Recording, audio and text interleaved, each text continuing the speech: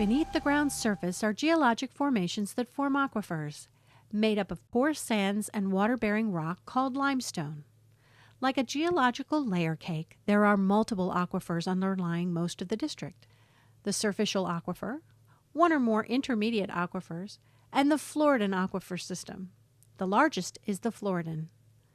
Rainfall soaks through the soils to become groundwater, which seeps below the surface, saturating the formations that make up the aquifers. Holes in the rocks allow the groundwater to move freely through it.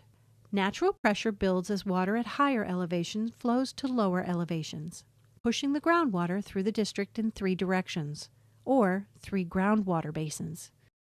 In Florida, most of the population depends on the upper Floridan aquifer for their drinking water. Thanks for watching.